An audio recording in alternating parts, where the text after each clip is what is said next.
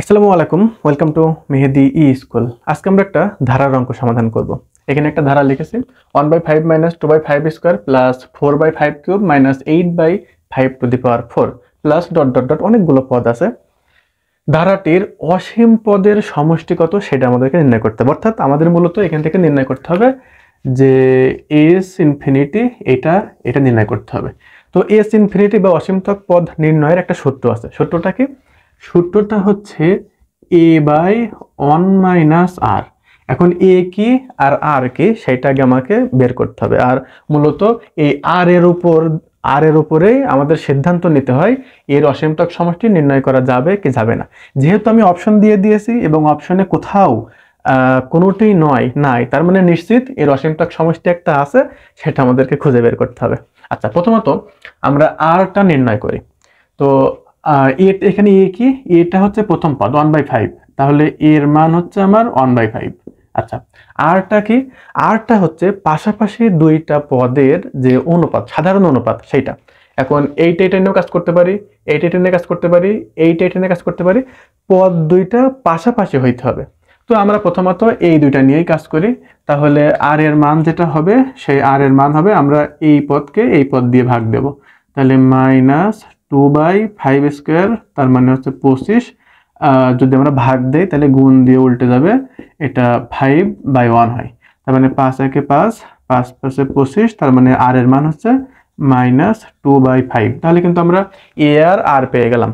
এখন এই আর এর মান আমরা বলে থাকি যে মড অফ আর এর মান যদি 1 থেকে ছোট হয় তাহলেই কেবলমাত্র আমাদের এই মানটা হচ্ছে আমাদের অসীমতক সমষ্টি থাকবে। অর্থাৎ এইটা মানে হচ্ছে -1 লেস দেন আর লেস দেন 1, +1 এবং -1 এর ভেতরে যদি আর এর মানটা অবস্থান করে তাহলে তার অসীমতক সমষ্টি থাকবে।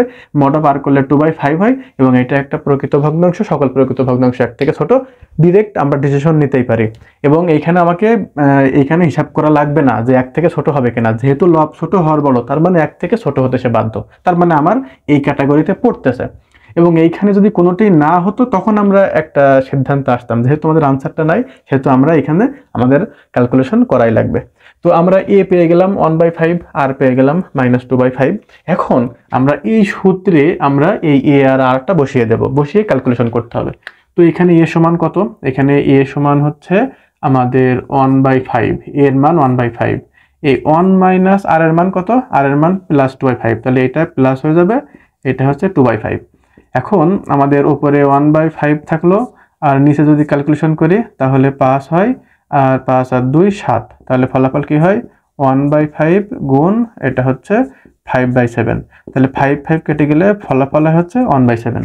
আমাদের ঘ নম্বরের উত্তরে কিন্তু দেওয়া আছে 1/7। তার মানে এই ধরনের অঙ্কগুলোই যদি আমাদের ধারাটির অসীমতক সমষ্টি নির্ণয় করতে বলে বা অসীম পদের সমষ্টি নির্ণয় করতে বলে, তাহলে একটা জিনিস মাথায় রাখতে হবে যে প্রথমত আমরা দেখব আর এর যে মানটা, সেই আর এর মানটা 1 থেকে, এই যে আর এর যে মানটা আসবে সেই আর এর মানটা -1 এবং +1 এদের ভিতরে অবস্থিত হইতে হবে।